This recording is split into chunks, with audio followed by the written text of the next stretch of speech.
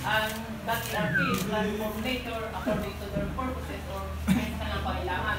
And usually, focus to God or animal, parang ito yung focus on itong anthropocentrism. So, kung saan ko lang, parang yung tao yung bida, yun po yung focus nitong anthropocentrism dito sa Earth na to. Parang ano, parang tao yun na snappy. Wala pa. Usa. Ayan, so critical. Ayan. Ron.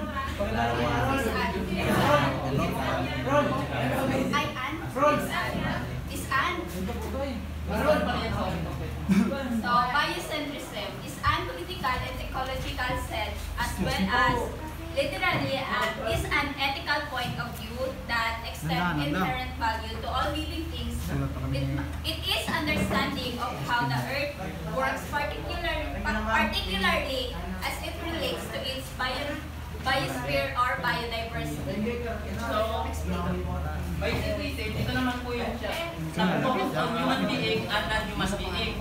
So, in short, it is the view or belief that the rights and needs of human are not more important and that goes other living things. So, sila yung mga taong hindi makasarili or selfish.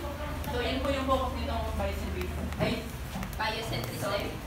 So, yung mga taong yun is biocentrism sila. So, yun po. Ecocentrism.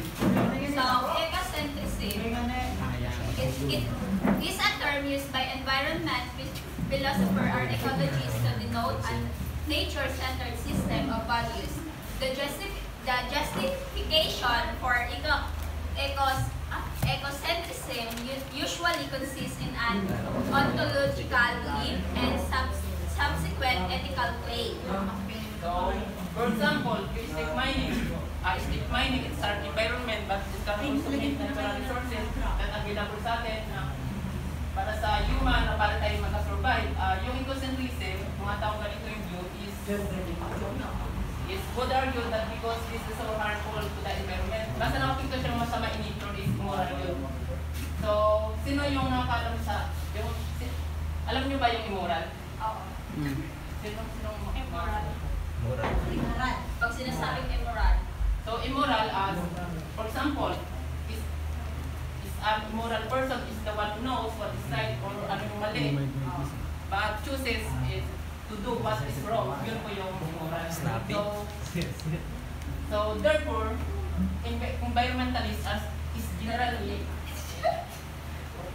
so therefore, environmentalists are generally ecocentrism.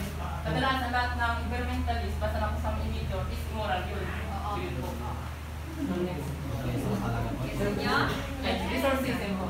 Resourcism is defined by its neutrality about what constitutes the good life. It therefore assesses how people are doing in terms of possessions of the general purpose resources necessary for the construction of any particular good life. Yung resourcism, ito naman po yung sasabi na natin mga resources natin para sa nature. So, the Philippines is also may abandoned island resources. Most of our country, soil is suited for agriculture.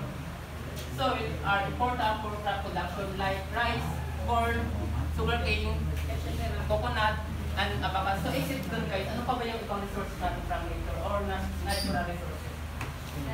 Sa nature. So, yung ano pala natin guys, resources is qualified. So, renewable and non-renewable. So, ano po yung pinakaiba ng tanong yun? Yung mga kasagot? Yung tulad ng kanina? Renewable. Pag sinasabing renewable, ano? So, ako na. Sige. Ha? So, renewable, for example, unlimited supply like air, sunlight, and water. And non-renewable naman is it implements resources that are available in limited quantity. So, yun po yung pinag-iba ng dalawa. So, next is moral considerability. Moral considerability considerability refers to the capacity of an entity to be the subject of moral concern. In other words, it is the ability of something to have its own well-being considered in moral decision making. So, ito naman yung may interaction tayo towards the world. So, yun po yung moral. Yun ang yun. Next is instrumental value. Mamaya na lang po. Okay. Next na. So, next is instrumental value. And moral philosophy, and instrumental value, and intrinsic value are the distinction between what is meant to an end and what is as an in itself. Things are deemed to have instrumental value if they help one achieve a particular end. Intrinsic value, by contrast, are understood to be desirable in and of themselves. Ito naman yung bagay na nagamit mo na or bagay na wala ng value sa atin is pinatapon na natin dito. No. The next is animal liberation or animal rights. So, animal rights. Instrumental value ba talaga yun? Or sentimental? Instrumental rights. Animal rights is a complex ethical and philosophical issue that explores the moral status of animals. Advocates argue that animals have intrinsic value and deserve certain rights, such as the right to life, freedom from suffering, and the right to be treated with respect. So, animal rights. So, ano yun ang karapatan ng hayop? Animal rights. May karapatan ng hayop mo. Animal rights. Kung tayo may karapatan din ang hayop, ma'am. Di ba, ma'am? Kung tayo may karapatan ng hayop, ma'am. Yes. May karapatan din yung hayop na gawin. May kalayaan na sila. Ang hayop na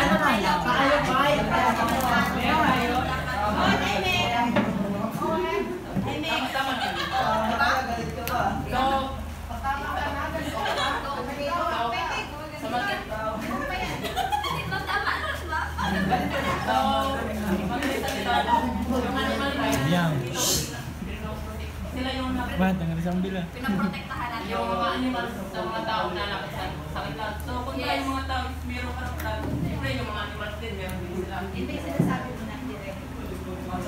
Bukod talaga ako ma-pwede mo. Ano yung may idea? Pero ano naman, May idea hindi lang siya idea lang. hindi naman, hindi siya rin, hindi naman siya. Kasi may idea. Pinaprotektahan. Yun lang. So, the last is animal rights. Animal welfare is the well-being of non-human animal standards of animal welfare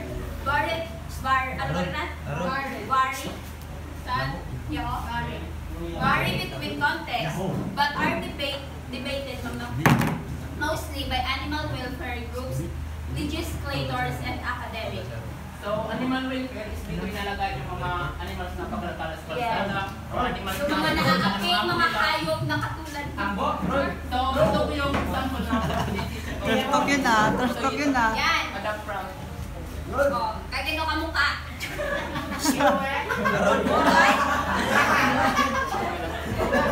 So, ayun naman guys, yun. Ito naman yung Okay na sana ay. Lagaw-lagaw. Tapos ay ginaalagaan lang na matay. Kayo na nag-usap eh. Share niyo yan. Kunwari pala ay kunwari sa isang buwan. Kung mga may di ba may mga palakoy-lakoy ng mga ayam? Ayam, ma'am, saan mo? Di ba itong mga ayam na itong mga ginabukol ng datak, ginaalagaan pala ng damak? Gina-adapt? So, hindi ko lang malaman kung ano tawag doon, pero oh, yun. Ginaihaw. Ano itong kinatawag natin? Aso ko nun. Wilfer House, bago pa ninyo sa iyo. Sa ibabaw na para agad. Lion King. Yung types of identity. Types. Oh, 3 types ah. Ito yung Sige, hindi na rin dapat siyang Ito yung social ecology, ecology, and Okay, so social ecology is the study of how individuals interact with and respond to the environment around them, and how these interactions affect society and environment as a whole. Social ecology. So social ecology, this is the study of human beings in the relationship to environment. Maiingay kayo ang interact yung bawat individual. Maiingay kayo. Next is deep ecology. So, deep ecology is a philosophical perspective that emphasizes the intrinsic value of nature and the interconnectedness of all living things. It argues that humans are not separate from nature but rather a part of it, and that we have social ecology. Social ecology. Opo, ma'am. Wag ma'am, yung saglit ma'am.